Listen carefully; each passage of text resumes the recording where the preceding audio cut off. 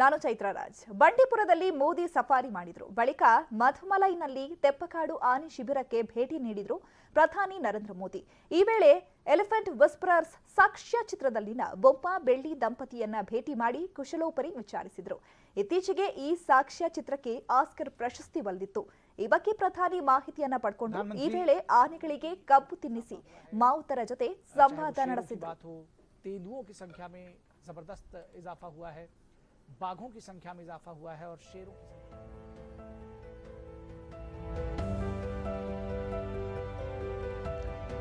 ಬಂಡೀಪುರದಲ್ಲಿ ಮೋದಿ ಸಫಾರಿಯನ್ನ ಮುಗಿಸಿ ಬಳಿಕ ಮಧುಮಲೈನಲ್ಲಿ ತೆಪ್ಪಕಾಡು ಆನೆ ಶಿಬಿರಕ್ಕೆ ಭೇಟಿ ನೀಡಿದ್ರು.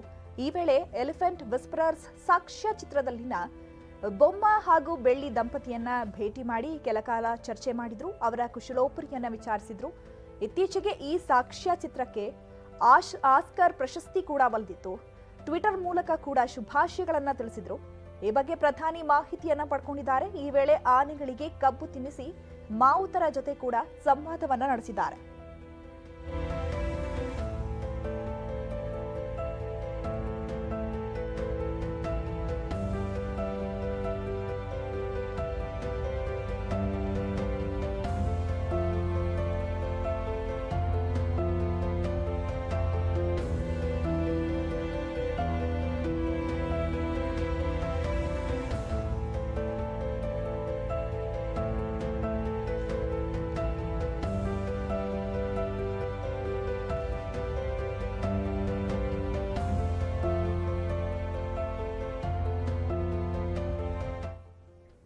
ಇನ್ನು ಮೋದಿ ಸಫಾರಿ ಮಾಡಿದ ಅರಣ್ಯ ಇಲಾಖೆ ಜೀಪ್ ಚಾಲಕ ಮಧುಸೂದನ್ ಜೊತೆ ನ್ಯೂಸ್ 18 ಅವರು ಕೂಡ ಮಾತನಾಡಿದ್ದಾರೆ. ಬನ್ನಿ ಅವರನ್ನು ನೋಡೋಣ.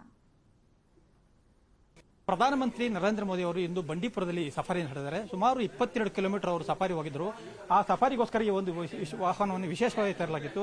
ಏನು KA10G0709 ಎಂಬ ಈ ಒಂದು ಸಫಾರಿ ವಾಹನವನ್ನ ಮೋದಿ ಅವರಿಗೋಸ್ಕರ ಅವರ ಸಫಾರಿಗೋಸ್ಕರ ಒಂದು ವಿಶೇಷವಾಗಿ ತಯಾರು ಮಾಡಲಾಗಿತ್ತು.